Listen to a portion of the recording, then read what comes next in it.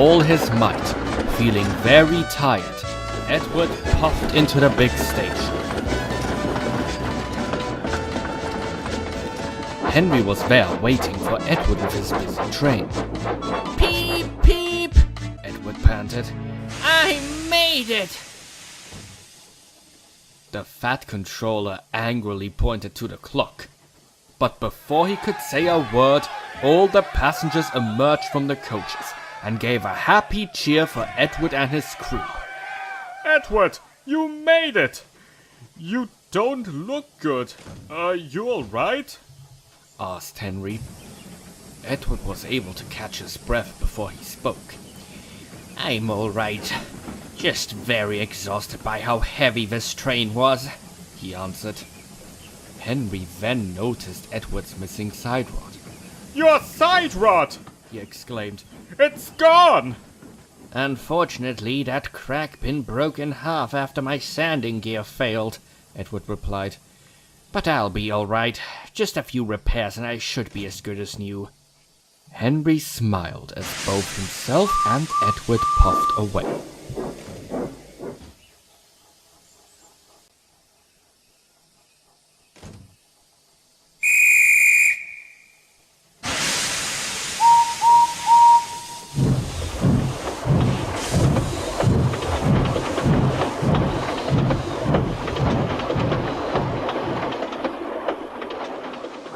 Edward reached the shed safely. He was so tired that he went straight to sleep. Duck and Boko were very impressed by how Edward handled the situation. Gordon and James, however, still thought how Edward was not reliable, and they knew the damage on his side rod and sanding gear. I still think he should be preserved, Gordon said. His damage are a sign of saying he doesn't have much time left. I agree. With those damages shown, that might have just done it. Boko looked back at Edward to see he was still asleep. To the point where I want to give some valid points, he started sleepily. I'm tired myself, but I feel that Edward showed us how to not give up even though the train was heavy. I agree, Boko, Duck replied. He did surprise us and showed how useful he really is. Now go to sleep, both of you. Duck and Boko rolled back into their sheds.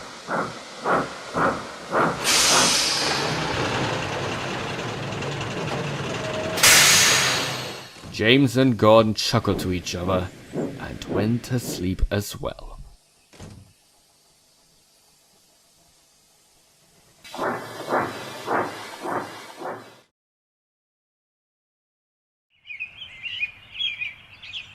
Morning came sooner than expected.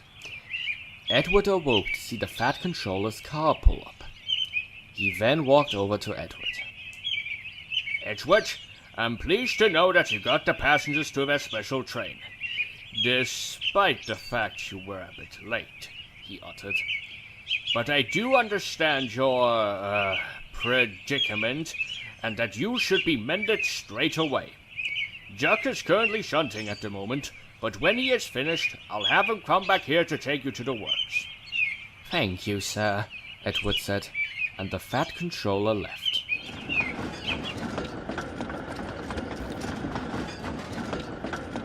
Over at the harbor, James was still grumbling to himself about Edward.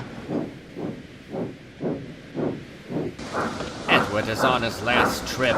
I still think he should be preserved.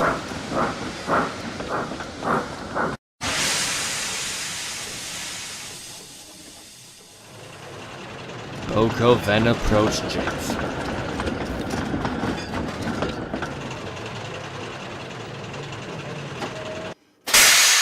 What makes you think he is not useful? Boko asked sternly. Well, he is showing signs that he is in need to retire soon. What about that time where you had that runaway? Boko said. And Edward chased you with every puff and was able to stop you before you reached Wellsworth. James thought about it for a moment, until he finally said, You do have a point. Maybe you and Duck are right. He did do many difficult tasks, and is still useful. That's good. Boko replied. Now let's finish this workload.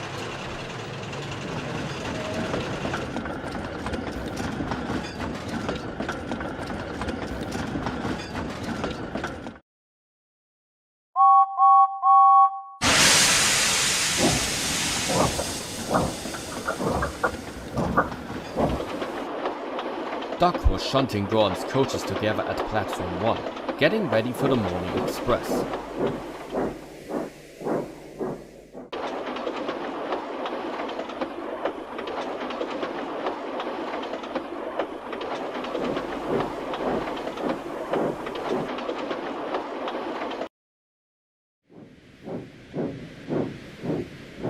As Gordon was backing up towards the coaches, Duck puffed towards him.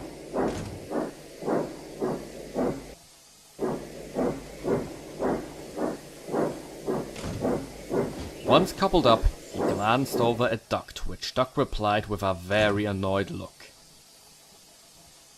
After staring for some time, Duck spoke.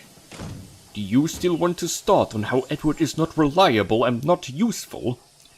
I still think that he should retire. He is showing signs that retirement is nearing, Gordon answered. What about those times where Edward had to push you up that hill every time you got stuck? Duck asked. Gordon said nothing, but secretly, he was rather impressed how Edward made it, even with the heavy coaches.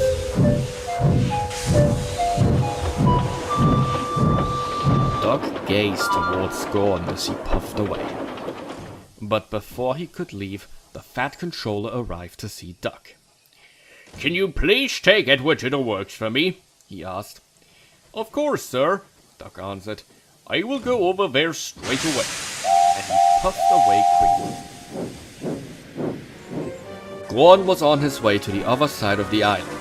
He was making good time as he flew down the line as fast as he could. His wheels were spinning very quickly as he raced down the line. Hurry, hurry, hurry, he called. Trickety-truck, trickety-truck, sang the coaches.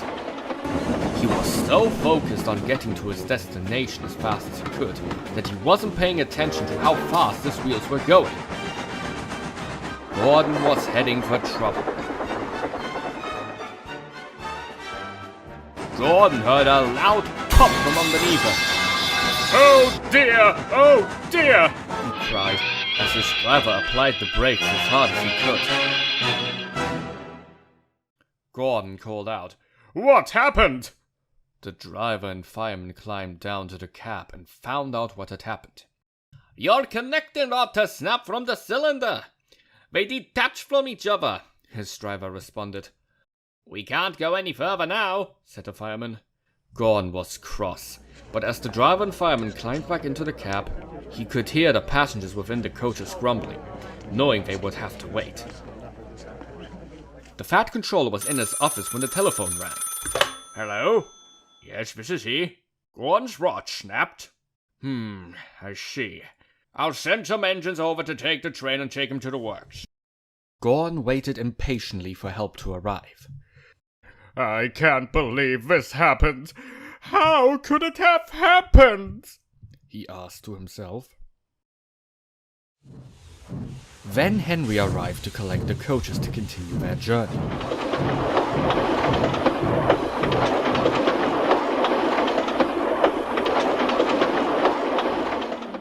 Then, after some time, Duck came to take Gordon to the works.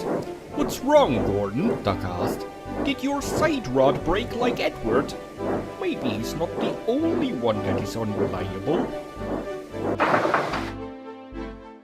Gordon groaned as Duck coupled up to Gordon as he went red in the face, feeling rather embarrassed.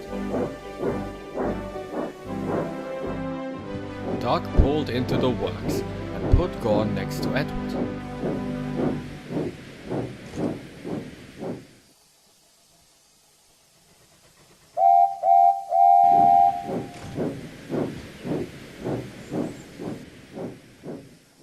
Looks like the boomerang came back after you threw it, Edward said to Gordon, trying to keep his composure. Gordon looked away for a moment, and then told Edward the truth. In all honesty, my dear Edward, I guess I might have overestimated you in many ways, Gordon started. Then again, I do take those things back I said about you yesterday and last night. You, Edward, are a very reliable engine, and should stay right where you are. I appreciate that, Gordon, Edward replied. At least now you know small things come in big packages. Indeed they do, my dear Edward, Gordon answered. Indeed they do.